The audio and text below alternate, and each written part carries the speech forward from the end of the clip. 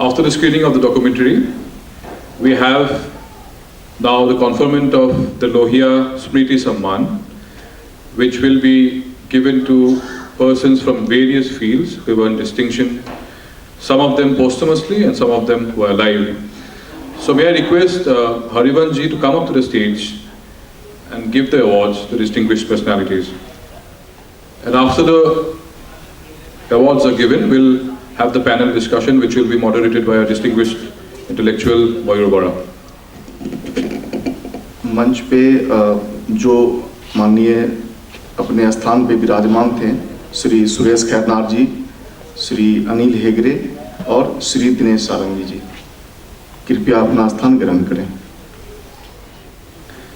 The first recipient posthumously is late Professor Ajit Kumar Sharma, the former member of the Parliament, a noted academician, and a revered guru to generations of students. He was an ardent Lohiite and was associated with various socialist organizational activities during the time of Dr. Lohia, and also the movements in Assam that happened in the 50s and 60s. May I request Mr. Harivansh ji to present this award. Actually, I'll be the one who will be receiving it on behalf of his family.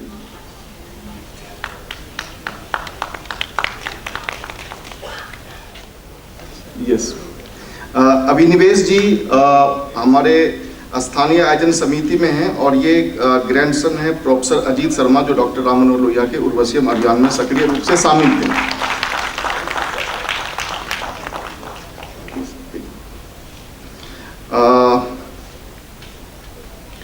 अब दूसरा जो राम मनोहर लोहिया स्मृति सम्मान है, वो मजदूर नेता रखाल दास गुप्ता जी को मरणोपरांत दिया जा रहा है. आशीष विश्वास जी से आग्रह है कि वो रखाल दास गुप्ता इसके नाम पे स्मृति सम्मान दे. Rakhal Das Gupta north east frontier railway के बहुत बड़े मजदूर नेता थे.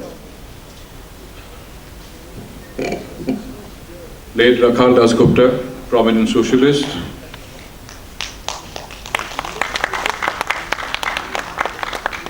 Who first came to Guwahati in 1955.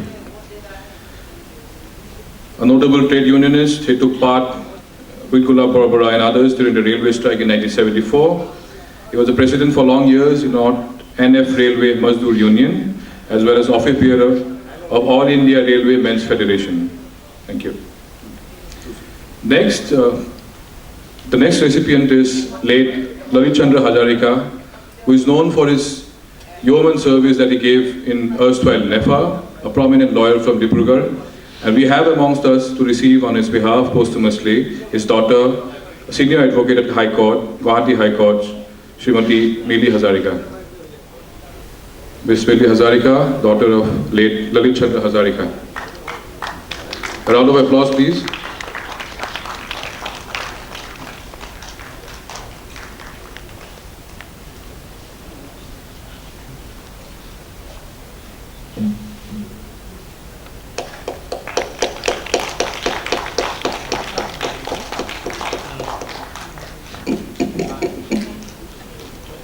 ये स्मृति सम्मान कुछ और देने हैं, आप सभी जानते हैं समय अभाव कारण, तो मैं माननीय आदरणीय सभापति उपसभापति राज्यसभा से आग्रह करूंगा कि थोड़ी सी उदारता दिखाते हुए लोहिया जी के नाम पे अपना महत्वपूर्ण समय दें, ताकि ये पुरस्कार वितरण हो जाए उर्वशीयम की भूमि पे. और हाँ, ठीक है, अगला नाम. The next distinguished personality is Shri Ramani Burman, who is amongst us today. We are very fortunate to have him. A noted socialist leader and member of Gulab Bora's ministry. Shri Burman was also a trade unionist and a follower of Dr. Ram Manohar Lohia, and is currently the president of JDS.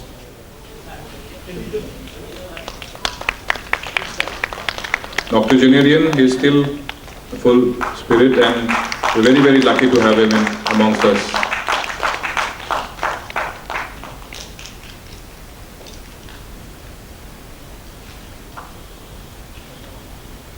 Thank you. The next recipient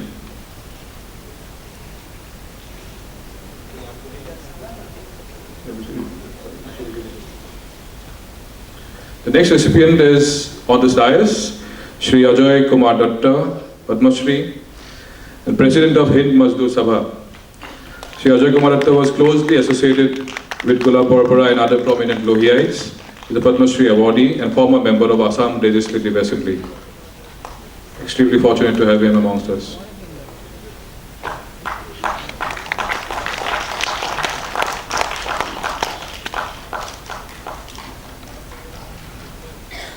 The next recipient is a husband-wife duo from Goa, late Manohar Prabhu Desai and late Sobha Prabhu Desai. The couple dedicated the post-marriage life to Goa's freedom struggle and were ardent admirers of Dr. Ram Manohar Lohia. They were known for their commitment to progressive ideas and human values. So we have to receive posthumously the award by their son Sandesh Prabhu Desai, who is a senior journalist.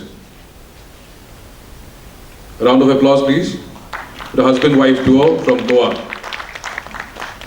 मनोहर प्रभु देसाई और शोभा प्रभु देसाई गोवा मुक्ति आंदोलन में काफ़ी बड़ी भूमिका रही और आंदोलनकारियों के लिए एक कैंप जो कैंप कारवार और गोवा से सटे हुए यहाँ पे था और उससे स्वतंत्र गोवा स्वतंत्रता सेनानियों को काफ़ी मदद मिली. The next recipient is another freedom fighter from Goa, that Mukund Nayak, a prominent freedom fighter. He was jailed for a few months during the struggle for independence from the Portuguese rule, and will be received by his son, Shri Suren Nayak. That Mukund Nayak's son, Suresh Nayak. Goa मुक्ति संघर्ष में इनकी काफ़ी बड़ी भूमिका रही.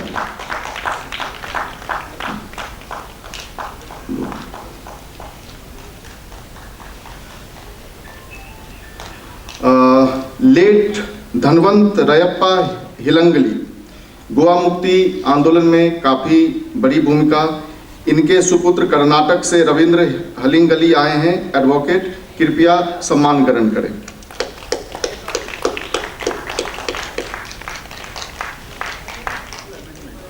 My father is still alive. He is 98 years old, but because of lack of communication, and it is my fault, because of lack of communication, it has been just so. My father is still alive.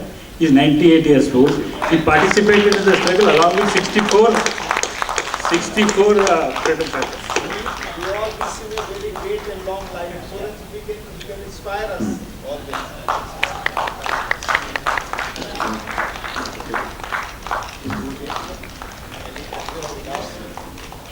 Son of Shri Dhanavant Rayappa Halingali.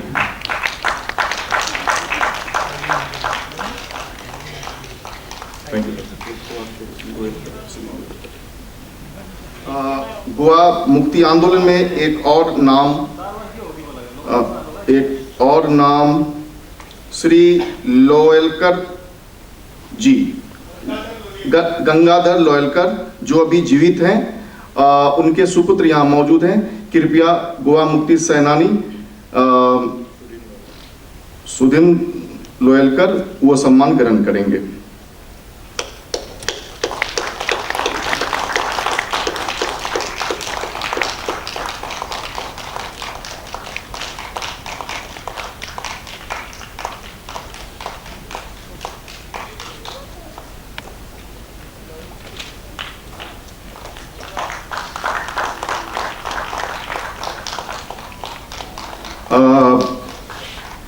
Keshav Rao Yadav Hyderabad में महान समाजवादी चिंतक थे और doctor Lohia के अत्यंत करीबी. तो केशव राव यादव जी को मरणोपरांत राम मनोहर लोहिया स्मृति सम्मान दिया जा रहा है. यह सम्मान सोशलिस्ट पार्टी के मिस्टर अमीन साहब हैदराबाद से आए हैं, वो ग्रहण कर रहे हैं. मिस्टर अमीन हैदराबाद, SN अमीन. केशव राव यादव के बारे में ज़्यादा बताने की जरूरत नहीं.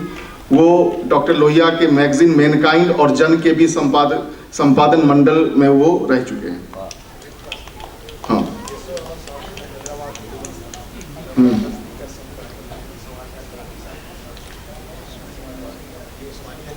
जी जी. कुछ लोग हैं जिन्हें आज ही जाना है. मैं डॉक्टर राम मनोहर लोहिया पे डॉक्टर राम मनोहर लोहिया पे पीएचडी करने वाली नीलम मिश्रा, जो कि गोवा में आने वाली थी, नहीं आ सकी, वो आई हैं, तो उन्हें डॉक्टर राम मनोहर लोहिया स्मृति सम्मान दिया जा रहा है। सर नीलम मिश्रा झारखंड मुक्ति मोर्चा से जुड़ी हैं और प्रोफेसर हैं, और डॉक्टर राम मनोहर लोहिया पे इन्होंने पीएचडी की उपाधि हासिल की है, धनबाद की रहने वाली हैं। डॉक्टर लोहिया पे हर साल काफ़ी लोग पीएचडी करते हैं, उनमें एक श्रीमती नीलम मिश्रा भी हैं, झारखंड मुक्ति मोर्चा केंद्रीय सचिव की सदस्य हैं।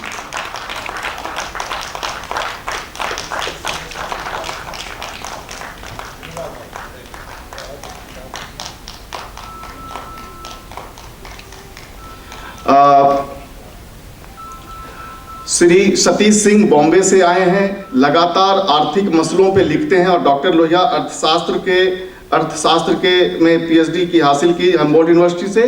लगातार इनका लेखन, आज इन्होंने लोहिया पे कविता भी लिखी, लेकिन समय नहीं है, सतीश सिंह को बॉम्बे जाना है। राम मनोहर लोहिया स्मृति सम्मान आदरणीय श्री सतीश कुमार जी ग्रहण करें।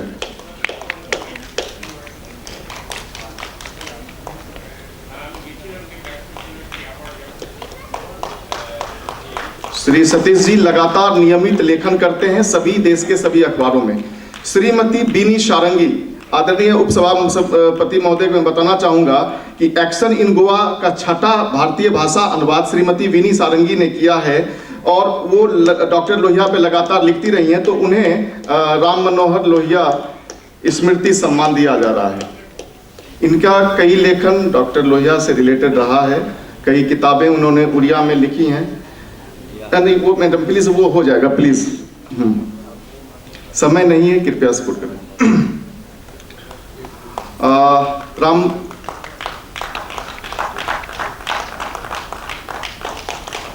राम मनोहर लोहिया स्मृति सम्मान पूरा हुआ, और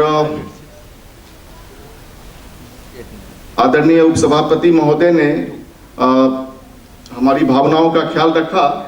अब माननीय उपसभापति महोदय के संबोधन से पहले गुलाब बोरबोरा के सुपुत्र, जो कि the struggle for civil liberty की भूमिका लिखे, और एक मयूर बोरा, उनका बहुत संक्षेप वक्तव्य के बाद उपसभापति महोदय के अंतिम वक्तव्य के बाद आज पहले दिन की सभा का समापन होगा।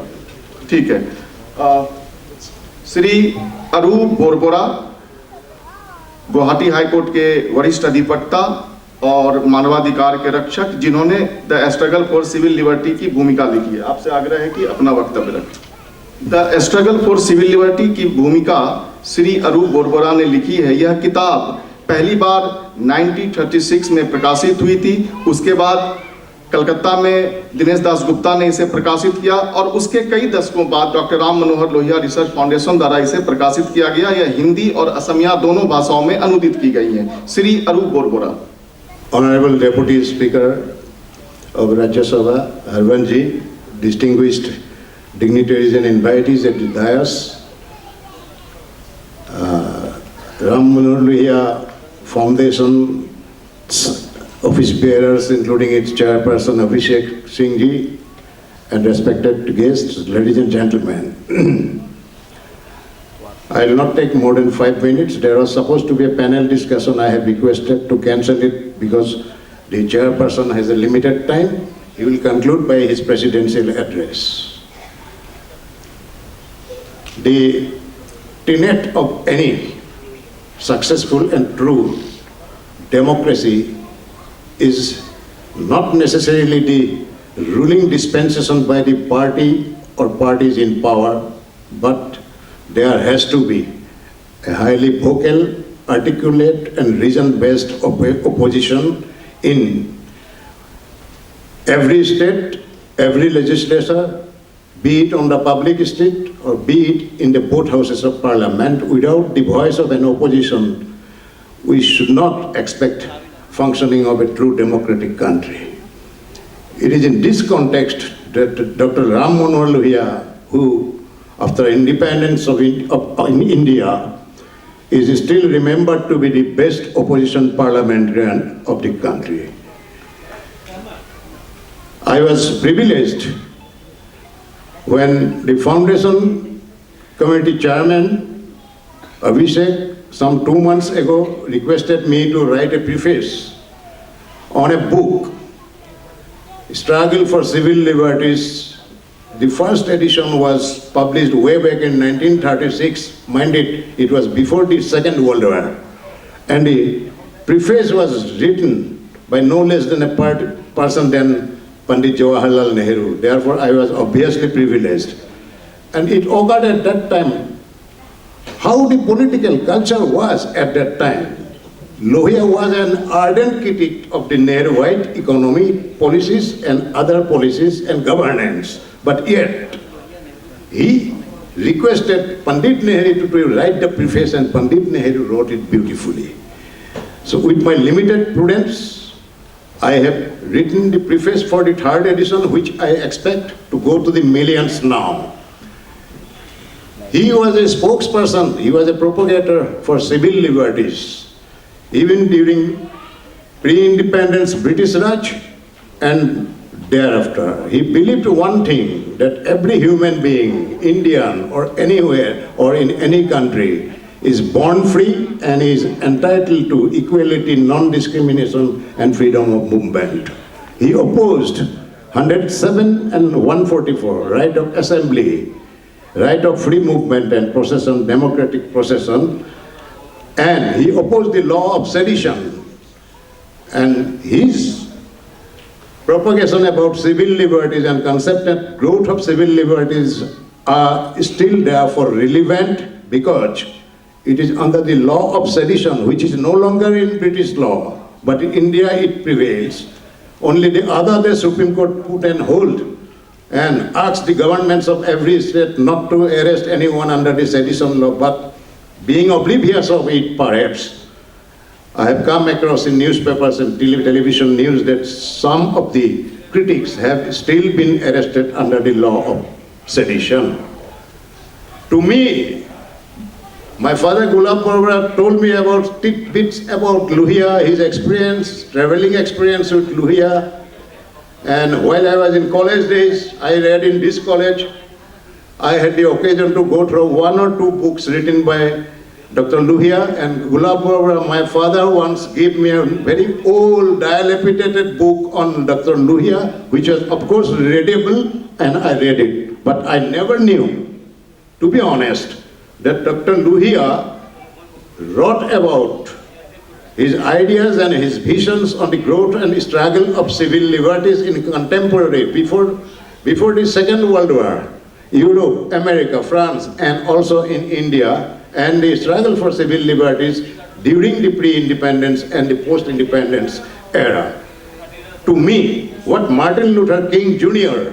is for America fighting against racism, Dr. Ram Manohar Lohia is for India fighting for civil liberties and rights of men and women. I salute him on this occasion, and by saying so, I thanks and congratulate the organizers, namely the Lohia Foundation, to publish the books and other literatures in this function, and by inviting the Deputy Speaker of the Rajya Sabha, himself a learned man, to release these books and confer the mementos to various persons who have been associated with Lohia during his lifetime. Thank you very much.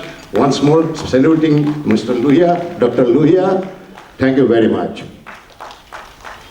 The panel discussion was to be held just for 5 minutes. He was supposed to be the moderator, Moyur Bora, a young man, prominent writer and social coordinator of Assam. I now request him to say a few words, whereafter the presidential address will be given by Honorable Deputy Speaker before conclusion of this function. Thank you very much. Thank you, Arupda. I think I'll be slightly informal. I know for majority of you it's a very tiring day, so I think if you invoke the untiring efforts of Dr. Lohia, I think it will be appropriate, apt for all the respected dignitaries on the dais, along with the Deputy Chairman of Rajya Sabha, Harivanshi, and all other people, I think, who carry the legacy of Lohia and other peers like Jayaprakash Narayan and Narendra Dev in their heart. As Arupda has rightly told, that we are supposed to conduct a panel discussion where the honorable members would have spoken on different subjects pertaining to Lohia's struggle and its legacy and relevance in today's world. But due to paucity of time and some other unavoidable factors, I think we are cutting short of the program so that we can listen to the honorable chief guest who has come all the way from Delhi. And I'm very sure, apart from being the deputy chairman of Rajya Sabha also, he is probably proud about the fact and more proud about the fact that he is carrying that legacy of Lohia in his heart.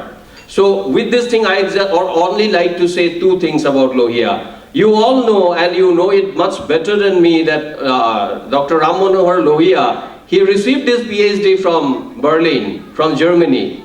And the same man, at the age of 23, when the mind is very, very impressionable, at that point of time he had his PhD from abroad, coming back to India, fighting for civil liberties during the tyranny of imperialism before 1947, and after 1947 in the post-independence world, he saw that deluge of disappointments. The people in whom he reposed his trust during his years of in the independence movement, those people, as per him, they could not rise to the occasion, and because of which he had to keep on traveling different parts of the newly independent country, including the northeastern region, and he has beautifully given a new nomenclature of Urvasyam. I thank and express my gratitude to Abhishek Ranjan Singh for having decided to conduct the third Urvasyam in Guwahati, this Rashtriya Visar Manthan, and the legacy of Goa and the beautiful slogan in the beginning itself, you all have I think resonated in your hearts. I think that is the legacy of Ram Manohar Lohia. If you are a follower of Lohia, I am sure you will be asking lot of inconvenient questions to any power that are there in Delhi or other state capitals. Because at a time when many people say the shrinkage of liberalism in the country has become so pronounced for everyone, I think at that point of time, if you truly love Lohia, if you invoke his ideals,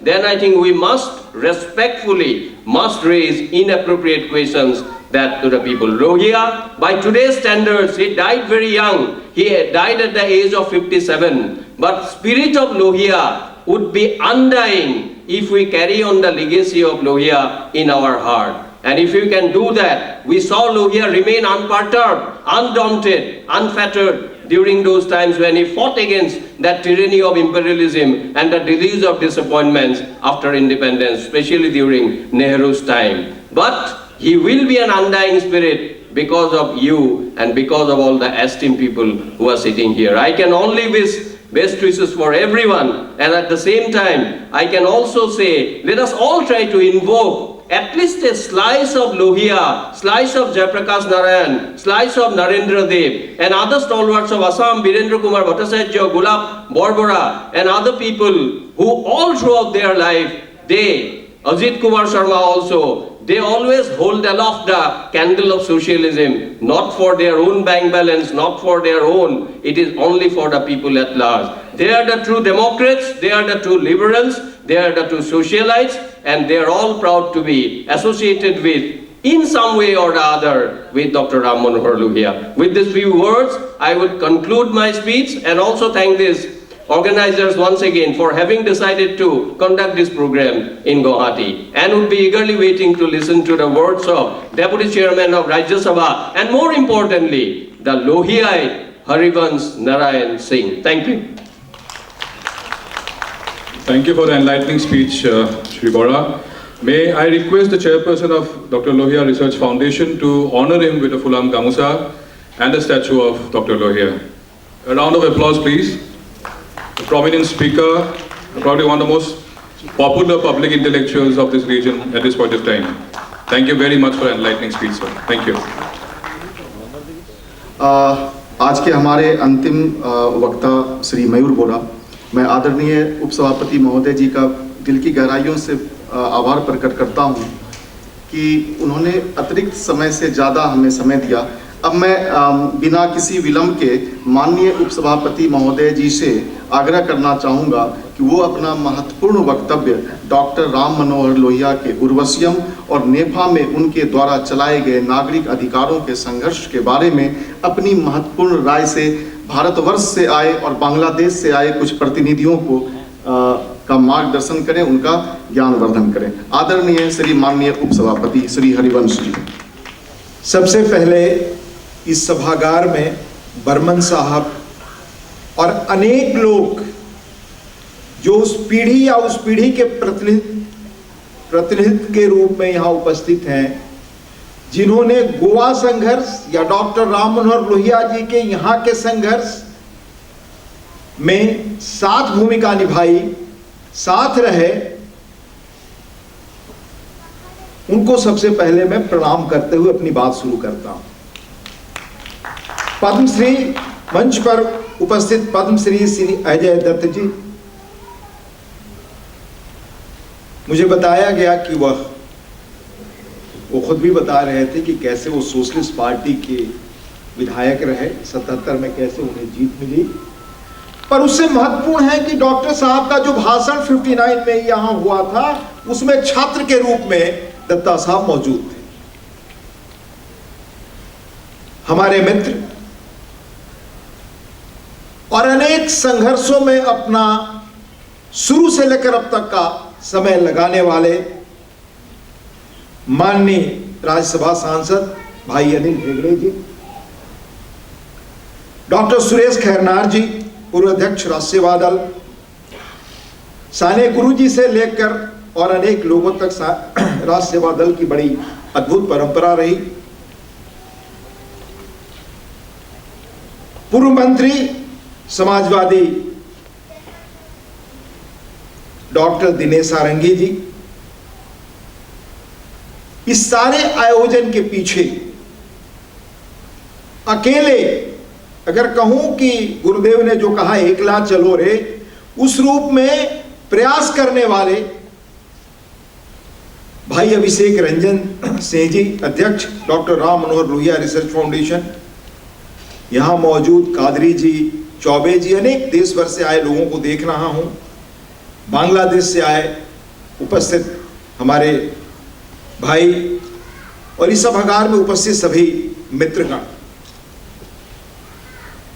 इस महत्वपूर्ण और जरूरी आयोजन में आमंत्रण के लिए doctor Ram Manohar Lohia research foundation के अध्यक्ष अभिषेक रंजन जी ने मुझे आमंत्रित किया। मैं उनका विशेष आभार व्यक्त करना चाहता हूं कि अभी भी हमारे बीच जो लिविंग लीजेंड्स हैं, जिन्होंने उस संघर्ष में हिस्सा लिया या डॉक्टर साहब के साथ रहे, वैसे भी कुछ लोगों से मिलने या उनके प्रतिनिधि के रूप में गोवा और देश के अन्य कोनों, कर्नाटक से आए लोगों से मिलने का मौका मिला। गोवा मुक्ति के संदर्भ में डॉक्टर लोहिया की भूमिका का भी यादगार आयोजन अभिषेक जी ने गोवा में किया था, उन्हें मुझे आमंत्रित भी किया था, पर चूंकि सदन चल रहा था इसलिए मैं उपस्थित नहीं हो सका। इसलिए मैंने कहा था गुवाहाटी के आपके आयोजन में किसी भी रूप में मैं मौजूद रहूंगा। इस सुव्यवस्थित ढंग से इतने कम समय में इतनी सुंदर फिल्म और बड़ी अर्थपूर्ण फिल्म है, बहुत ऐतिहासिक फिल्म है, जिससे हम देश के भविष्य के लिए क्या संदेश पाते हैं, बहुत ब्रीफली मैं आगे उल्लेख करूंगा।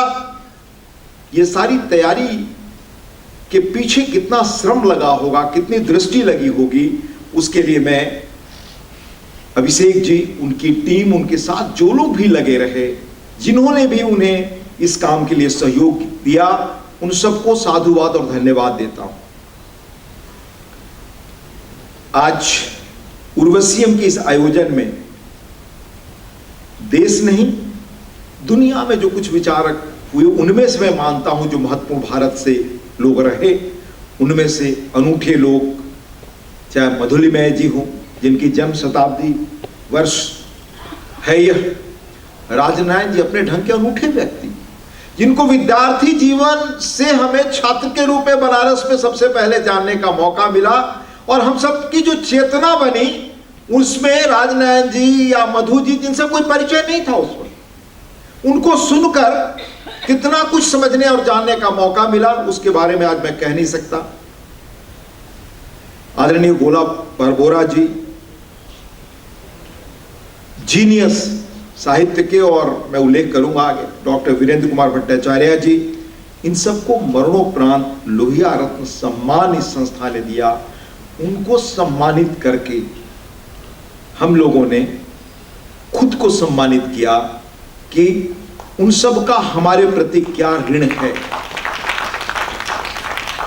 मैं उल्लेख करना चाहूंगा, राजनयन जी और मधु जी को तो बहुत बार सुनने का मौका मिला, बाद में बहुत करीब से देखने का मौका मिला। अद्भुत व्यक्तित्व के धनी थे, बहुत सारे लोग बहुत बताएंगे उनके बारे में। बहुत निकट रहने वाले लोगों ने उन लोगों के व्यक्तित्व, त्याग, समर्पण, चिंतन और अद्भुत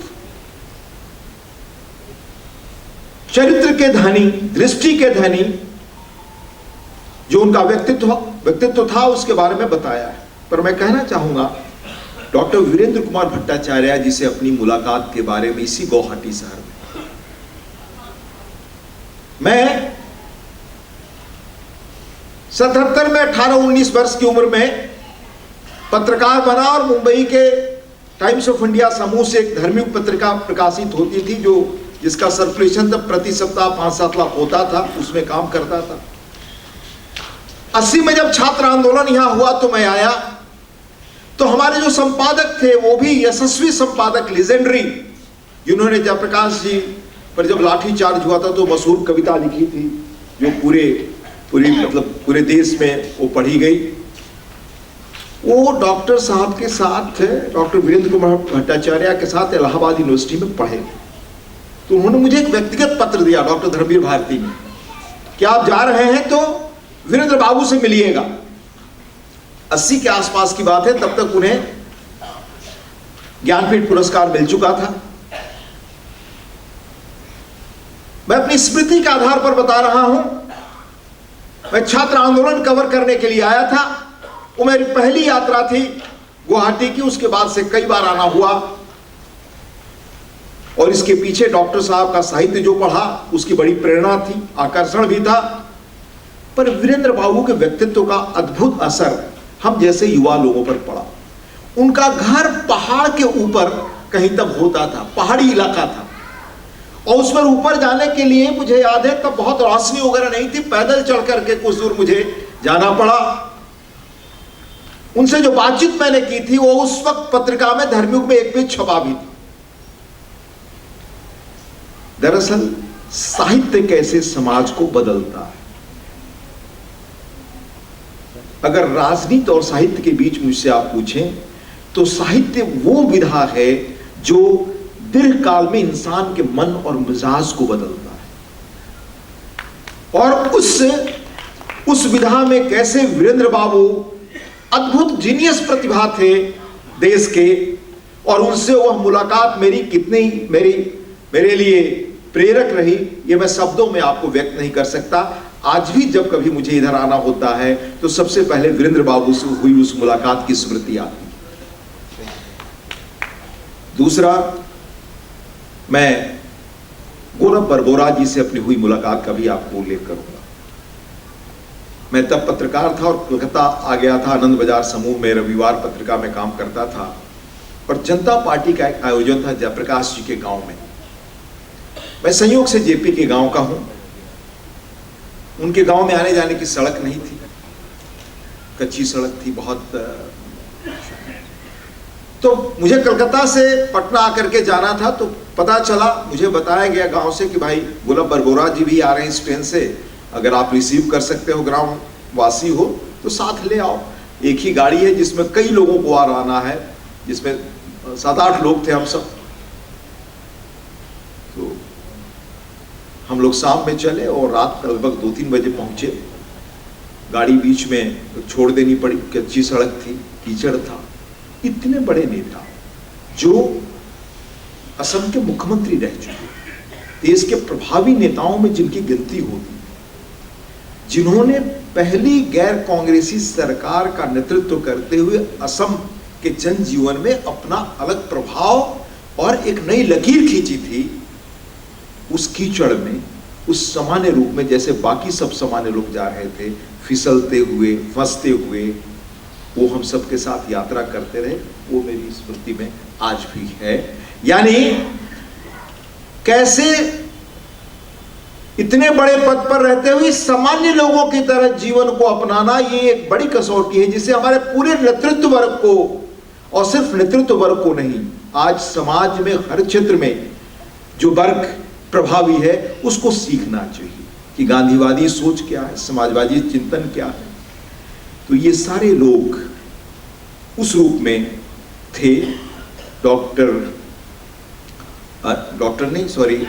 मधु जी और राजनयन जी के बारे में तो इतनी चीजें हैं, प्रेरक व्यक्तित्व है कि वो सचमुच आने वाली जनरेशन को अगर उनकी चीजें पता चलें, जो हमारा धर्म है हम उन्हें बताएं, तो उनसे उनके निजी जीवन में भी जीवन जीने के तरीके पर और सामाजिक जीवन में अपनी भूमिका पर नई दिशा मिलेगी। आज उर्वशियम फिल्म का स्क्रीनिंग हुआ, साथ ही डॉक्टर लोहिया की अनमोल पुस्तक सिविल लिबर्टीज का 3 भाषाओं में अनुवाद कर पुनर्प्रकाशन और लोकार्पण हुआ। वेबसाइट का भी लोकार्पण। रिसर्च के नाम पर चलने वाले किसी फाउंडेशन का सबसे अच्छा काम यही होता है, और डॉक्टर राम मनोहर लोहिया फाउंडेशन ने इस दिशा में काम कर दिखाया है कि रिसर्च फाउंडेशन का मकसद क्या होना चाहिए। मैं इसके लिए पुनः अभिषेक जी को बधाई देता हूं। दत्ता जी ने बड़ी उल्लेखनीय बातें बताई असम के इतिहास के बारे में। पहली बार दत्ता साहब मैं बोलूं कि दिल्ली एयरपोर्ट पर अगर हम लोग उतरते हैं तो दिल्ली एयरपोर्ट पर लिखा हुआ अब मिल रहा है हमें कि लचित फुरकेन या आसाम का इतिहास कितना शानदार इतिहास है। मैं अपने एक पिछले यात्रा का संस्मरण सुनाऊं। लगभग 1-1.5 साल पहले यहाँ एक बड़े महत्वपूर्ण व्यक्ति से निजी बातचीत हो रही थी। उनकी शिकायत क्या थी? कहा कि पूरा देश नॉर्थ ईस्ट के इतिहास को नहीं जानता। नॉर्थ ईस्ट का वो इतिहास रहा है जिसको कोई परास्त नहीं कर सका, जिसे कोई गुलाम नहीं बना सका। भारत के इतिहास में इतना शानदार इतिहास उन्होंने कहा कम जगहों का है, पर उन जगहों का इतिहास ही भारत का इतिहास आप लोग मान लेते हैं। और मैं मानता हूं कि जेन्युइन शिकायत है, पर पिछले 2 महीनों से मैं देखता हूं कि कोई शायद बड़ा आयोजन हो रहा है, 100 वर्ष हो रहा है उसका, कि पहली बार दिल्ली एयरपोर्ट और दिल्ली वगैरह में हर जगह यह सूचना पढ़ता हूं कि भाई ये असम का इतिहास है। पर मैं आपको याद दिलाऊं, अकेले डॉक्टर लोहिया थे जिन्होंने इस पूरे नॉर्थ ईस्ट के महत्व को और तत्कालीन वैदेशिक राजनीति में जो पड़ोस का देश है जिसकी भूमिका क्या होने वाली थी उसको पहचाना था सरदार पटेल के बाद। सरदार पटेल ने 50 में तत्कालीन प्रधानमंत्री जी को पत्र लिखा था तिब्बत के संदर्भ में। क्या फोरसाइट का पत्र था। उसके बाद अगर वह लीगेसी किसी एक व्यक्ति में रही तो डॉक्टर लोहिया। उर्वशियम फिल्म जो आपने देखा उसको 62 से और आधुनिक परिस्थितियों में जोड़कर देखिए क्या स्थिति बनी। उसके पीछे जो मुख्य धारा की राजनीति तब थी उसकी क्या दृष्टि और भूमिका रही। कम से कम देश ये सीखे तो भविष्य के लिए हमें कम से कम ऐसी चुनौतियों का सामना नहीं करना पड़ेगा। डॉक्टर लोहिया के इस फिल्म से बहुत सारी चीजें सीखने को मिलती हैं अगर हम देश को मजबूत और देश को आगे ले जाने के लिए सब मिलकर सोचते और समझते हैं। तो यह आयोजन भी कॉटन यूनिवर्सिटी में हो रहा है। 100 साल से अधिक पुराना इतिहास है कॉटन कॉलेज का, जो अब कॉटन यूनिवर्सिटी है। पहले ये स्टेट यूनिवर्सिटी बनी, बाद में यूनिवर्सिटी जिसमें कॉटन कॉलेज मर्ज कर दिया। 100 साल से अधिक पुराना इतिहास, न सिर्फ पूर्वोत्तर बल्कि देश में जो सेंटर ऑफ एक्सेलेंस कहते हैं एजुकेशन का, वो ये केंद्र रहा है। इससे राजनीतिक कार्यकर्ता, नेता, मुख्यमंत्री या कहे नर्सरी रही है एक राजनीतिक विचारों की। यह विचारों आंदोलनों की पाठशाला कॉटन कॉलेज को अगर कहें तो मेरी दृष्टि में शायद वो उपयुक्त होगा। इस गौरवमयी संस्था में जहां डॉक्टर साहब ने सोचिए कब चीजों को 58-59 में आकर के साहित्यकारों को जोड़ना, लोगों को जोड़ना, भूपेंद्र हजारिका को जोड़ना, वीरेंद्र बाबू को जोड़ना, और सारे देश में जहां हो गए साहित्य को जोड़ने वाले विरले राजनेता होते थे, क्योंकि उन्होंने पहचाना कि साहित्य के माध्यम से ही मन बदलता है, मनुष्य का बदलता है, चिंतन बदलता है, और स्थायी धारा अगर पूरा समाज को बदलकर छाप छोड़नी है तो वो साहित्य है। इसलिए आप देखेंगे कि देश भर में, चाहे वो दक्षिण में भी जाएं, हर जगह साहित्य में जो लोग सक्रिय थे, पत्रकारिता में तब जो सक्रिय थे, विचार लेखन में सक्रिय थे, उनके बीच डॉक्टर लोहिया सर्वाधिक प्रिय थे, सर्वाधिक नोन थे। मैं याद दिलाना चाहूंगा कि वो पूरे देश में महज प्रखर समाजवादी नेता नहीं थे। मुझे मिलने का अवसर नहीं मिला, हम सब लोग जो भी समझ सके उनके साहित्य से पढ़कर, जानकर, उनकी भाषा, प्रखरता, विचार संपन्नता का जो असर है वही हम सबके मन पर है। वह मौलिक और देशज की मिट्टी की परंपरा से सोचने और समझने वाले व्यक्ति थे। पूरे उर्वशीयम अभियान को देखिए आप। मैं अगर निचोड़ में कहूं तो जिस पश्चिमी विचारधारा जो आज भी हावी है, जिसके खिलाफ हम चर्चा कर रहे हैं, तो कैसे इस पश्चिम की अवधारणा से मुक्ति मिले हमें, उसका अभियान और सूत्रधार तो डॉक्टर लोहिया रहे। और मैं उल्लेख याद दिलाना चाहूंगा कि उनके साथ काम करने वालों में और मैनकाइंड, जन, इन सब के एडिटोरियल बोर्ड में रहने वाले लोगों में विशिष्ट प्रतिभा के धनी प्रोफेसर कृष्णनाथ थे। प्रोफेसर कृष्णनाथ की किताब है जो डॉक्टर लोहिया के बड़े करीबी लोगों में रहे। उनके भाई रंगनाथ जी समाजवादी पार्टी के सेक्रेटरी थे, जिनके युवा दिनों में मौत हो गई। उनकी एक किताब है 60 में, वो इकोनॉमिस्ट थे। एक ही किताब अंग्रेजी में लिखी, बल्कि शोध पत्र था, बाकी वो हिंदी में लिखा उन्होंने, जो हैदराबाद बद्री विशाल पित्ती जी के उसे प्रकाशित हुआ। वो हर भारतीय को पढ़ना चाहिए। हमारी सबसे बड़ी समस्या क्या है, जिसपे अब हम देश में चर्चा कर रहे हैं, वो था मानसिक अवधारणा से कैसे मुक्ति मिले। तो कृष्णनाथ जी ने तब लिखा, डॉक्टर लोहिया के असर प्रभाव में द इम्पैक्ट ऑफ PL 480, यानी PL 480 के तहत अमेरिका से जो सहायता आ रही थी, उसका क्या असर भारत की समाज, संस्कृति और सारे मानस पर पड़ा, हमारी नीतियों पर पड़ा, जिसने वैचारिक रूप से देश को पश्चिम का गुलाम बना दिया। ये उस किताब की फाइंडिंग। मैं कहना चाहूंगा कि उस विचारधारा से मुक्ति के लिए डॉक्टर लोहिया ने साहित्य, संस्कृति, राजनीति, हर मोर्चे पर जिस रूप में सार्थक प्रयास उस रूप में किया, वो परंपरा सिर्फ समाजवादियों ने बचाए रखी, जिसके बारे में हमारे भाई हेगड़े साहब ने उल्लेख किया कि कैसे जॉर्ज फर्नांडिस ने इधर किस रूप में, तब जब लोग यहाँ के अन्य मुद्दों और सवालों पर चर्चा करना उचित और मुनासिब नहीं मानते थे, तब उनकी क्या भूमिका रही, या बाद में उस धारा को आगे बढ़ाते हुए किस रूप में नीतीश जी या अन्य लोगों की भूमिका रही, उसका उन्होंने उल्लेख किया।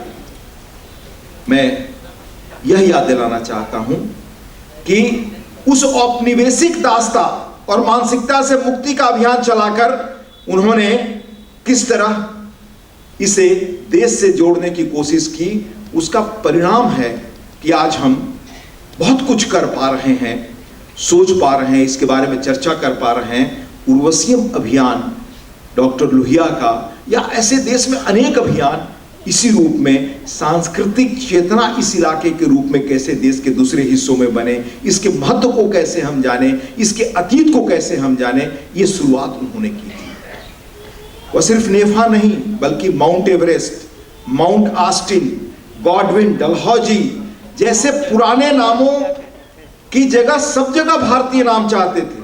58-59 में डॉक्टर लोहिया यहाँ क्या कर रहे थे, यह जानना सिर्फ दिलचस्प नहीं, उनका साहस, अकेले चलने का संकल्प, जिद और वह प्रयास हर एक को प्रेरित करने वाला है।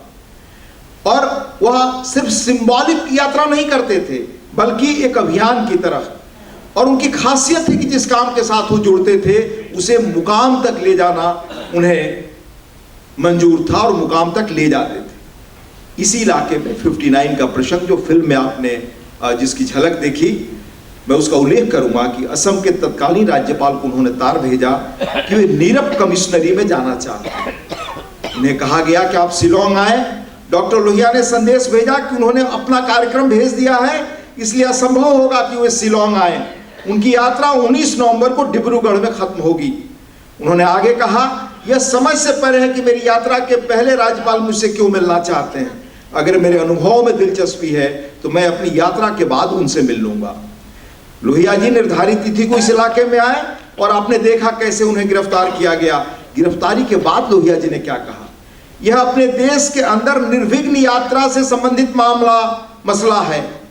पिछले साल मुझे उर्वशी में, जिसे जो शब्द उन्होंने कहा वो मैं इस्तेमाल नहीं कर रहा हूं, वो छोड़ दे रहा हूं, लोग नेफा कहते हैं, उसका अर्थ समझिए नासमझ लोग, प्रवेश करने से रोक दिया गया था। इसके लिए मैंने अनुमति मांगी थी। इस समय मैंने स्वधर्म के खिलाफ काम किया और सरकार के सामने झुक गया, तो यह अच्छा नहीं होगा, क्योंकि उसी समय मैंने घोषणा कर दी थी कि मैं 23 नवंबर 59 को उर्वशी में प्रवेश करूंगा। उन्होंने यह भी कहा कि मेरे पास न अपने महल हैं, न बाग, न सामंत शाही महल उपलब्ध हैं। मुझे अपने देश के अंदर के रूपों को देखकर ही खुशी होती है। मुझे मालूम हुआ कि कृष्ण की रुक्मिणी भी इस इलाके की थी। ये हम लोग भूल गए कि कृष्ण की रुक्मिणी इस इलाके से आती, और उर्वशी भी। आप डॉक्टर लोहिया की प्रतिभा देखें, यह क्षेत्र उर्वशियम का मिसमी इलाका कहलाता है। ये डॉक्टर साहब कह रहे हैं भारत सरकार की मूर्खता का आंशिक कारण यह भी हो सकता है कि एक बड़े ही विचित्र विचारों वाला भूतपूर्व पादरी श्री वेरियर एल्विन असम के आदिवासियों के मामले में भारत सरकार का सलाहकार है। इस पादरी ने प्रधानमंत्री पंडित नेहरू के साथ मिलकर आदिवासियों के लिए एक संरक्षित वन का सिद्धांत बना रखा है। आदिवासियों को वैसे ही रखा जाता है जैसे गिर के शेरों को। बाहरी दुनिया से उनका सरोकार बिल्कुल नहीं होने दिया जाता। इसकी क्या कीमत हमने चुकाई डॉक्टर लोहिया की दृष्टि को नजरअंदाज करके, ये मुझे बताने की जरूरत नहीं।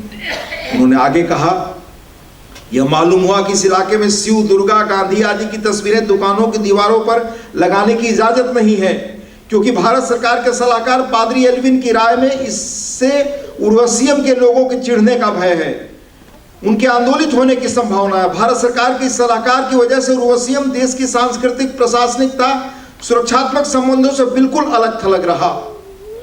डॉक्टर लोहिया को एक बार गिरफ्तार किया गया, पर वे माने नहीं। और याद रखिए कि चीन युद्ध के बाद, जिसका उल्लेख होना चाहिए, लोगों को मालूम होना चाहिए कि हिमालय बचाओ आंदोलन उन्होंने शुरू किया और एक हिमालय नीति बनाने पर उन्होंने जोर दिया। और ये चीजें कहां उन्होंने कही, ये इधर से लौटकर देश के उन हिस्सों में, पटना में, लखनऊ में, दिल्ली में, देश भर में घूमकर उन्होंने हिमालय बचाओ नीति पर तब बात की जब कोई करता नहीं था। और 58-59 में जो उन्होंने चेतावनी दी थी, वो चेतावनी अनदेखी हुई, इसलिए 62 हुआ। इसलिए डॉक्टर लोहिया ने हिमालय नीति की बात की। कितने दूरदर्शी वो नेता थे, उसकी क्या कीमत चुकानी पड़ी, ये मुझे दोबारा कहने की जरूरत नहीं, आप इसे खुद समझ सकते हैं। तब दिनकर ने डॉक्टर लोहिया के इस अभियान को, हिमालय बचाओ को देखकर एक कविता लिखी, जिसकी आरंभिक पंक्तियां हैं, एक ही तो वीर देखो सीना रहा तान है। ये कैसे विलक्षण लोग थे। समाजवादी राजनीति की धारा में आचार्य नरेंद्र देव, अच्युत पटवर्धन, डॉक्टर राम मनोहर लोहिया, जयप्रकाश जी, मधुलिमय, सब अद्वितीय, लंबी परंपरा है। मैं बहुत कम नाम ले रहा हूं। आप सोचिए कि डॉक्टर लोहिया इस इलाके में आते हैं, यहां से जाकर पटना में हिमालय बचाओ सम्मेलन करते हैं। और एक उल्लेखनीय बात आपको बताऊं, हमारे मित्र अनिल जी ने नागालैंड के बारे में बहुत बातें बताई। एक तथ्य में कि कैसे अपने विचारों पर चलने वाले वो लोग थे। नागालैंड की समस्या के बारे में जब जेपी को पता चला, वो यहाँ आए, लौट कर गए। पटना में मुझे एक सर्व सेवा संघ में किताब मिली छोटी सी, जिसको दीमक खा गए थे। मैंने जब वहां से निकाला, 15-20 पेज का बुकलेट। पटना के गांधी मैदान के पास एक संग्रहालय अब भी है, अब उसका भव्य रूप हो गया है। पहले बहुत मामूली हुआ करता था। जयप्रकाश जी के मित्र रजी साहब उसके अध्यक्ष होते थे। जयप्रकाश जी ने वहां पटना और बिहार के 10 या 12 लोगों के बीच नागालैंड की समस्या का वर्णन, सिर्फ 10 और 12 लोगों के बीच। यानी देश के पूरे हिस्से को कैसे वो लोग अपना समझते थे, उनके बारे में बात करते थे। ये दृष्टि हमें देखनी और समझनी चाहिए। मैं चूंकि फिर जेपी कैसे पीस मिशन की स्थापना करते हैं उसके बारे में हमारे मित्र चालिया साहब और तत्कालीन वहाँ के बिशप कैसे आते हैं, जेपी अपनी पत्नी प्रभावती जी के साथ उनके सेक्रेटरी रहे जगदीश बाबू, अनेक लोग आते हैं, सबको मैं व्यक्तिगत तौर से जानता था, उनसे बहुत कुछ सुना हूँ। पर आप उनके बारे में जानते हैं क्या भूमिका रही वहाँ पर। गोवा मुक्ति प्रसंग के बारे में आप बहुत अच्छी तरह जानते हैं, जिसका आयोजन हो चुका है। तो डॉक्टर लोहिया के अंदर ही यह प्रतिभा थी कि वो इन कामों के संदर्भ में भी देश के उन महान नेताओं को याद करें और बताएं कि उन महान नेताओं जिनसे उनके पॉलिटिकल डिफरेंसेस थे, जिनकी जहां जरूरत पड़ी उन्होंने आलोचना की, पर उनके क्या गुण थे उनसे उन्होंने सीखा, यह भी कहा। जो हम लोगों ने ब्रोशर आज रिलीज किया उसमें उसका उल्लेख है, इसलिए मैं रेखांकित कर रहा हूं। क्या है? डॉक्टर साहब ने कहा, मैंने महत्व बताया कि नेता, कवि, साहित्यकार, कलाकार जो मनुष्य के मन, मिजाज और मस्तिष्क को बदलते हैं, उसको कैसे डॉक्टर साहब ने जोड़ा, बताया। उर्वशियम के इलाके से लेकर देश के अन्य हिस्सों में ये हमें याद रखना चाहिए। कम से कम इन आयोजनों से हमें यह मस्तिष्क में उभरे कि ऐसे लोगों के बल हम क्या और कर सकते हैं समाज में, जो नई चेतना पैदा करना चाहते हैं उसमें, इसको समझें, इस परंपरा को आगे ले चलें। उसी रूप में पुराने जो दृष्टिवान नेता थे उनका पुनर्मूल्यांकन अगर करें तो उनके गुणों से क्या सीखें। ये जयप्रकाश जी में भी था। जयप्रकाश जी अपने समय के सबसे बिटर क्रिटिक थे सरदार पटेल को, बल्कि जो भाषा उन्होंने इस्तेमाल किया सरदार पटेल के बारे में, आप अगर उन आलोचनाओं को पढ़ें तो आपको आश्चर्य होगा कि जेपी जैसा डिग्निफाइड व्यक्ति, बहुत ही सौम्य और शालीन व्यक्ति, जल्द किसी के बारे में को कठोर शब्द नहीं बोलते थे, उन्होंने अपनी सीमा में कैसे सरदार पटेल की कटु आलोचना की। पर उनके न रहने के बाद जेपी की ग्रेटनेस कहां से दिखाई देती है कि 74 में उन्होंने भवंस जर्नल में एक लंबा लेख लिखा सरदार पटेल को याद करते हुए, और कहा कि मैं आज अपनी भूल स्वीकार करता हूं, ये सरदार नहीं होते तो ये देश एक नहीं होता। ये जयप्रकाश ही कर सकते थे। और आज जो ये स्मारिका रिलीज हुई है, इसमें डॉक्टर साहब का एक मैं अद्भुत प्रसंग देखा हूं। तो कितने बड़े लोग थे, हम ये याद रखें कि जिन्हें हम विचारों से अलग मानते हैं, उनमें भी गुण है, तो उनको कैसे हम सीखें, अपनाएं, उनकी भी उस गुण का भी चर्चा करें। उनकी बाकी चीजों से अगर असहमत है तो असहमत रहें, लेकिन उनके गुणों का उल्लेख करें। कम से कम ये परंपरा हम आगे ले चलें तो एक बड़ा सार्थक ऐसे कार्यक्रमों का भी असर होगा। मैं स्मारिका में डॉक्टर साहब का एक चर्चित भाषण 31 अक्टूबर 1964 को दिल्ली में सरदार पटेल जयंती पर उन्होंने यह भाषण दिया था। अभिषेक जी बताएंगे, शायद यही भाषण था, डेट जो मैं बता रहा हूं। डॉक्टर लोहिया ने कहा, जवानी में, मैंने कोट कर रहा हूं, मैं जवानी में मैंने सरदार पटेल को उतना नहीं माना जितना अधेड़ी में मैं मान रहा हूं। डॉक्टर साहब की खूबसूरती ये थी कि भाषा का इस्तेमाल करना उनसे कोई सीखे। जो लोकसभा में लोहिया है, पढ़िए कि पार्लियामेंट्री डिबेट सरल, सहज और लोक भाषा में कितना श्रेष्ठ हो सकता है, उससे बड़ा प्रतिमान आज भी कोई आपको नहीं दिखाई देगा। तो डॉक्टर साहब कैसे कह रहे हैं कि जवानी में मैंने सरदार पटेल को उतना नहीं माना जितना आज अधेड़ी में मैं मान रहा हूं। इसमें कुछ सरदार पटेल की कमी थी, कुछ मेरी कमी थी।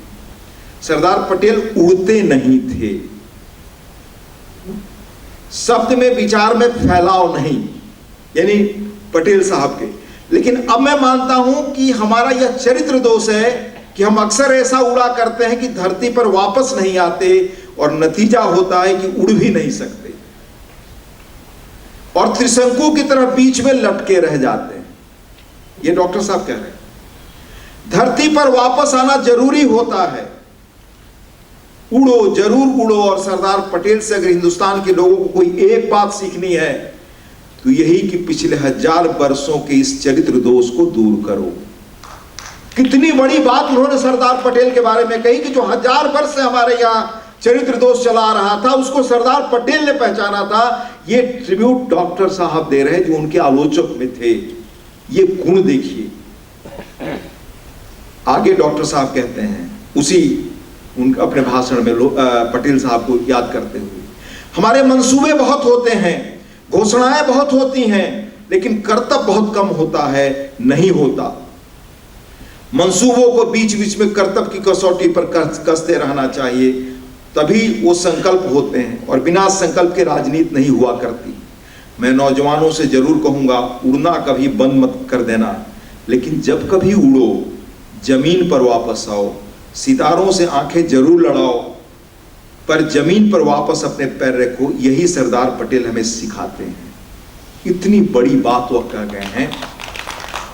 फिर डॉक्टर लोहिया आगे एक किस्सा भी साझा करते हैं, बड़ा मशहूर है, और अक्सर लोग पूछते हैं समाजवादियों के बारे में, कौन समाजवादी है, कितने धड़े हो गए, कैसे हो गए। तो मुझे लगता है कि ये मर्म है, उसे समझने के लिए भी समाजवादियों की आत्मालोचना, आत्मीमांसा करने के लिए भी ये सूक्त है जो डॉक्टर साहब ने कहा है। ऐसा मुझे हेगड़े साहब लगता है। सॉरी हेगड़े साहब, फ्लाइट भी पकड़नी है, आप अपना समय ले लीजिएगा आपको। वो कहते हैं, डॉक्टर लोहिया लिखते हैं, कोट कर रहा हूं मैं, एक बार उन्हें सरदार पटेल ने कहा कि तुम लोग एक सूबा ले लो। सूबा कहते थे तुम लोग एक प्रांत को, कि यानी एक प्रांत तुम लोग ले लो देश में, कुछ करके दिखाओ, यानी जो आपके आइडियाज, थॉट्स हैं उनको इंप्लीमेंट करके दिखाओ कि ये प्रैक्टिकल है, ये हो सकता है। जब उन्होंने यह कहा तो डॉक्टर साहब कहते हैं कि जो मैंने उस वक्त जवाब दिया था वो यहां नहीं दोहराऊंगा, उसका मौका नहीं है यह, पर स्वीकार करते हैं। See the greatness of character, किस तरह के लोग थे जो बड़े बने। जवाब, डॉक्टर साहब कहते हैं कि मेरा जवाब तो कुछ तो कच्चा था, कुछ अंश ठीक था, कुछ घमंडी था। ये कोई बड़ा आदमी ही अपने बारे में आत्मालोचना कर सकता है। सही था, ये भी कहते हैं, मैंने चारों तरह के एलिमेंट थे। जवाब कुछ कच्चा था, कुछ ठीक था, कुछ घमंडी था, कुछ सही था। अपने ही उस जवाब के बारे में डॉक्टर साहब ने ये कहा। हो सकता है कि आज मैं उस जवाब को थोड़ा बहुत बदल दूं, यह भी कहते हैं। फिर कहते हैं पटेल ने, कोट अंडर कोट, पटेल ने जो कहा था उसे हमेशा याद रखना चाहिए। यह हम सबके लिए वो कह गए। पटेल ने जो कहा था हमेशा, उसे हमेशा याद रखना चाहिए। कुछ करके दिखाओ। करना बहुत कठिन काम है, बातें करना सचमुच बहुत लंबा, तकरीर देना आसान है, कुछ करके दिखाना सचमुच कठिन है। ये डॉक्टर साहब हम सबको कह कर गए।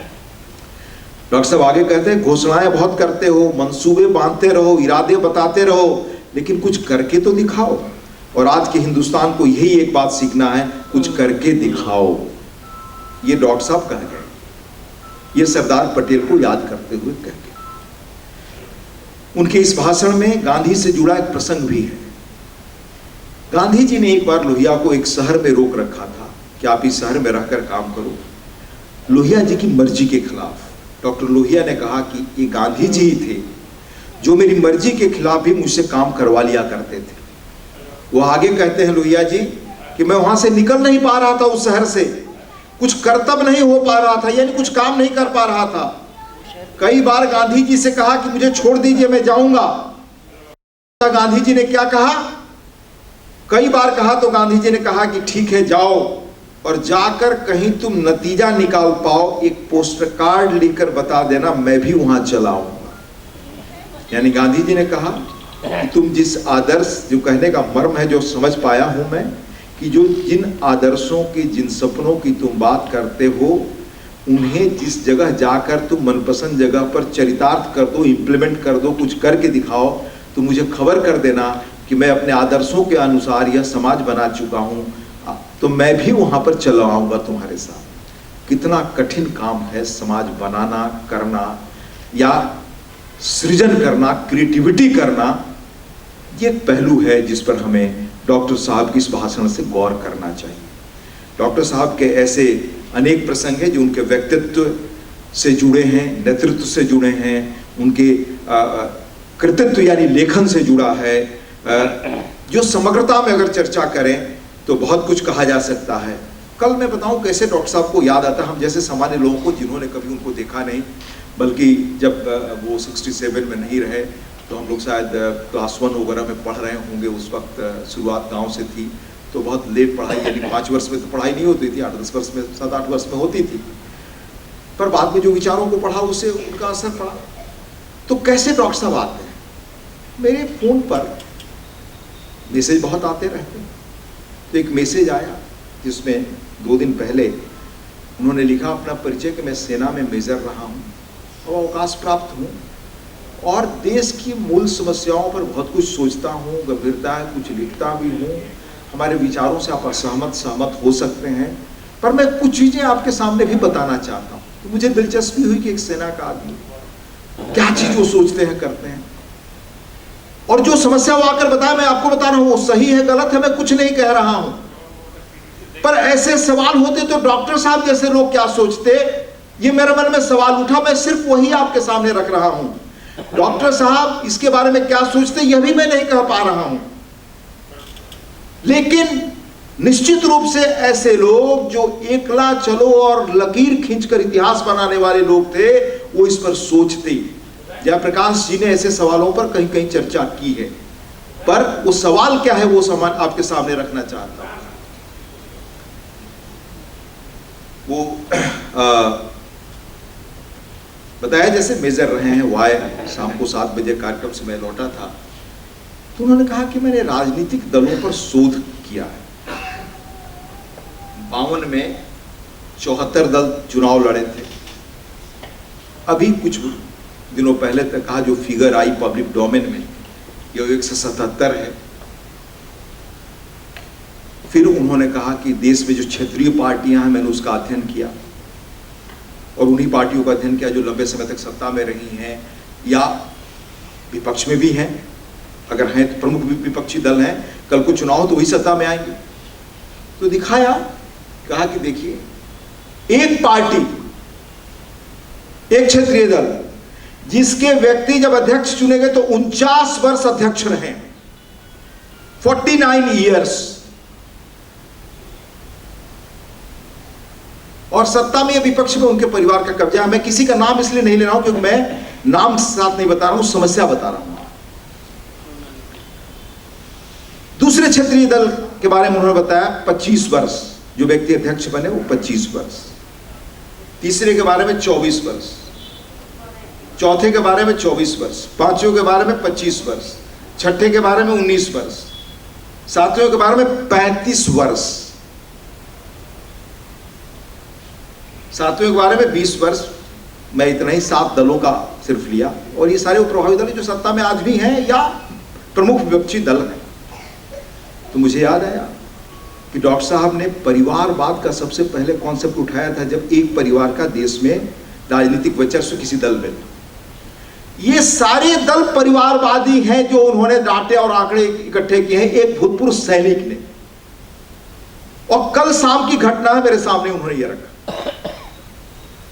मैं आज भी सोच नहीं पा रहा हूं कि ये वंशवाद, परिवारवाद, ये जो चल रहा है। फिर उन्होंने कहा कास्ट, तो मान लीजिए कास्ट की परंपरा थी, एक पुजारी अनडिक्लेयर्ड, एक जगह इशू बना है, उसको उन्होंने कोट किया कि एक पुजारी अनडिक्लेयर्ड पीढ़ियों से मंदिर का पुजारी बनता है, तो उस पर सवाल उठता है। वो कहा उन्होंने को उठना चाहिए, क्यों वंशगत तो होगा, वो किसी राजनीतिक विचार से प्रेरित होंगे या नहीं होंगे ये मैं नहीं जानता, पर एक भूतपूर्व सैनिक थे इसलिए बात मैं आपके सामने रख रहा हूं। पर कहा कि भाई ठीक है, पुरानी परंपरा को ध्वस्त करके नहीं बनाए कि नहीं सब लोग जो चाहे पुजारी हूं मैं, इसमें आपके साथ हो कि वो बदलना चाहिए सिस्टम, पर ये नई सिस्टम जो क्रिस्टलाइज बन रहा है ये क्या सही है या गलत, मैं इसका उत्तर नहीं ढूंढ पाया।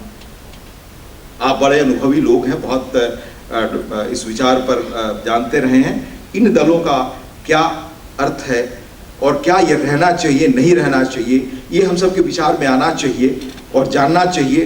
दूसरा उन्होंने कहा चुनाव पर, कहा कि भाई देश में हम इस बात का रोना रोते हैं कि शिक्षा पर, अगर मान लीजिए स्वास्थ्य पर खर्च कम हो रहा है या डिफेंस पर पैसा हमारे उसमें कम है, पर क्या हमने कभी इस बात का तौर तरीका सोचा है कि अगर आमद नहीं बढ़ेगी तो खर्च कहां से आप बढ़ाएंगे। डॉक्टर साहब जैसे लोग बात करते थे आमद और खर्च पर, पार्लियामेंट में उनका बड़ा जबरदस्त डिबेट है। तो उन्होंने मुझे बताया ये खर्च मैं अपने से चेक नहीं किया हूं, उनकी बातों के आधार पर है। इसको मुझे लौट के चेक करना पड़ेगा और ये एक बड़ा काम है जो किसी को करना चाहिए। जैसे डॉक्टर साहब ने तब कहा था ना कि प्रधानमंत्री की रोज क्या है, खर्च क्या है, और एक गरीब आदमी का वो क्या है, खर्च क्या है। वो 10,000 बनाम 15 आना, ये डिबेट है।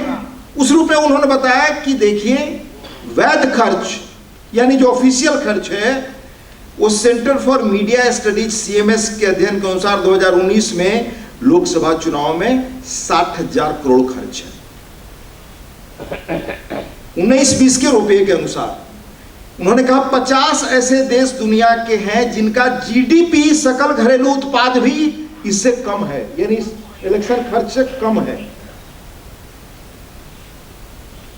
कहा कि मैंने कैलकुलेट नहीं किया, उन्हीं कैलकुलेशन के अनुसार कि ये लगभग 0.8 बिलियन अमेरिकी डॉलर के बराबर है।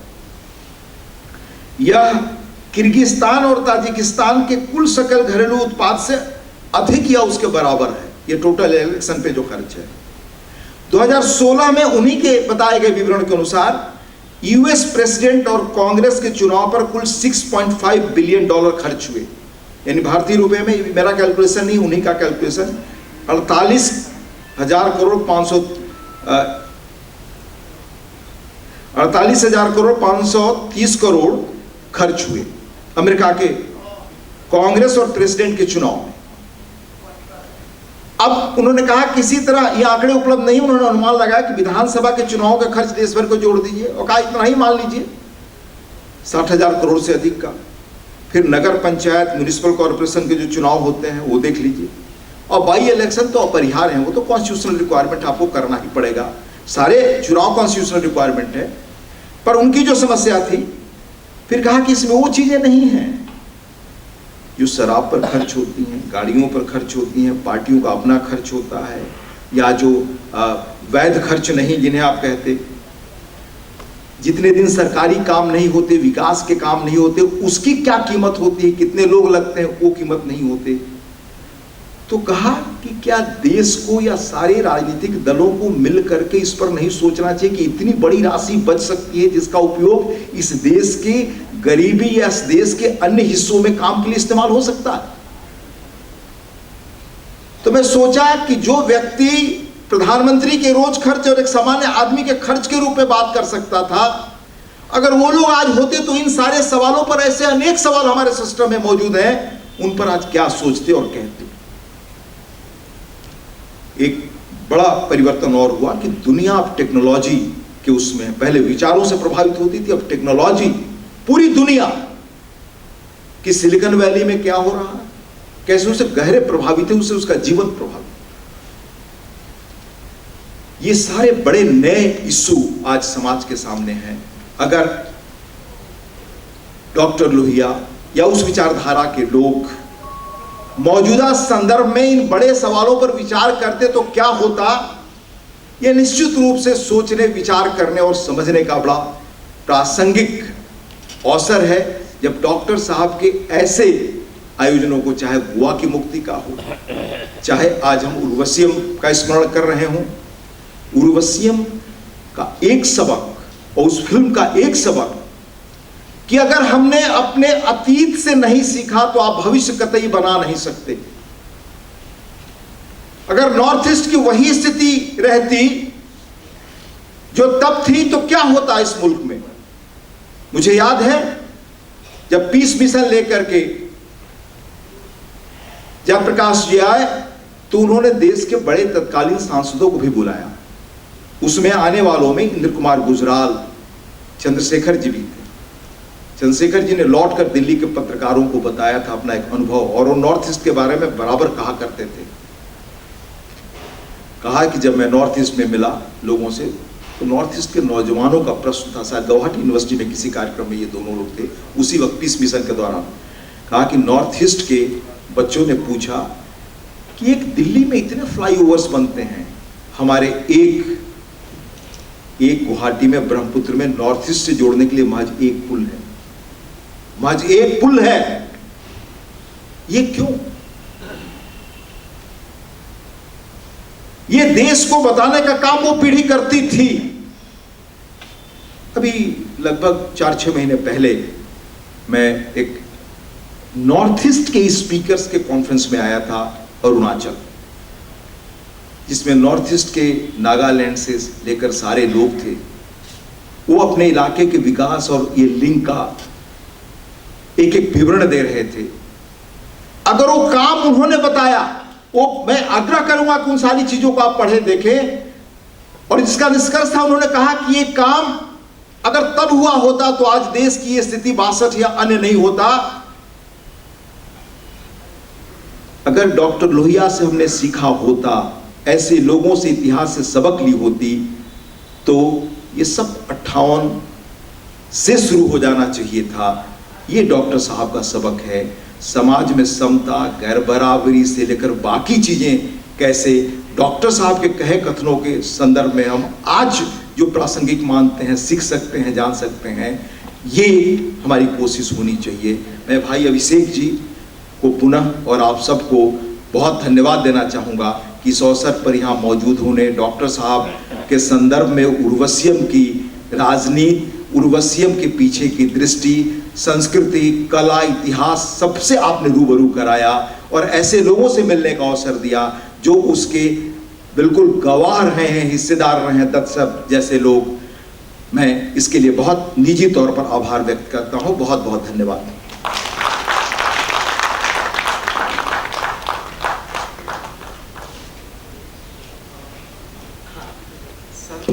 एक आग्रह है, चूंकि डॉक्टर लोहिया पाकिस्तान, बांग्लादेश सबकी एका चाहते थे, बांग्लादेश से 3 प्रतिनिधि आए हैं, तो हम चाहते हैं कि उन्हें राम मनोहर लोहिया की मूर्ति और अंग वस्त्र देकर आप सम्मानित करें। जायद इकबाल खान के पिताजी अब्दुल सत्तार खान भारत की आज़ादी के लिए लड़ाई लड़े और पाकिस्तान और बांग्लादेश मुक्ति युद्ध में भी लड़े और बांग्लादेश के बहुत बड़े किसान नेता थे। Lovely Yasmin please come. अच्छा, लवली यास्मीन बांग्लादेश में trade union, readymade garments trade union की बड़ी नेता हैं और मेरे ख्याल से चटगांव के आसपास रहने वाले हैं।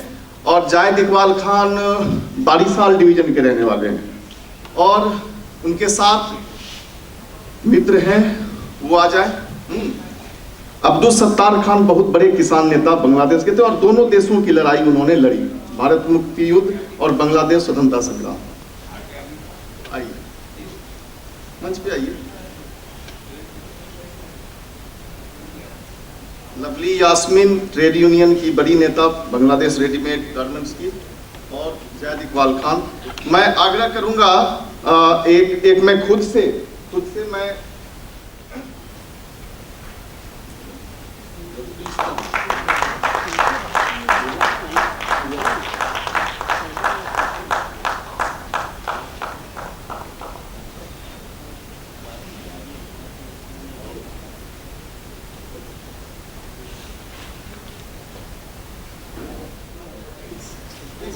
समय नहीं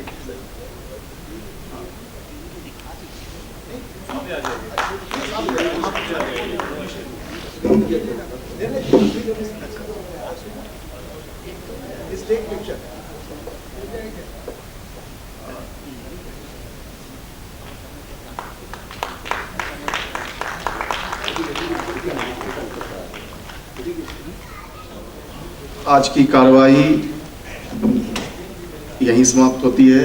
माननीय अध्यक्ष महोदय, उपाध्यक्ष महोदय राज्यसभा डॉक्टर सुरेश खैरनार, श्री अजय दत्त, श्री डॉक्टर दिनेश सारंगी, भारत और बांग्लादेश के विभिन्न इलाकों से आए हुए सभी माननीय प्रतिनिधियों का मैं हार्दिक अभिनंदन करता हूं। कल तृतीय राष्ट्रीय विचार के दूसरे दिन प्रातः 10 बजे से हमारा डेलीगेट सेशन और कुछ पैनल डिस्कशन शुरू होंगे। तो आज के लिए बस इतना ही। कल हम लोग फिर इसी सभागार में मिलते हैं। बहुत बहुत धन्यवाद।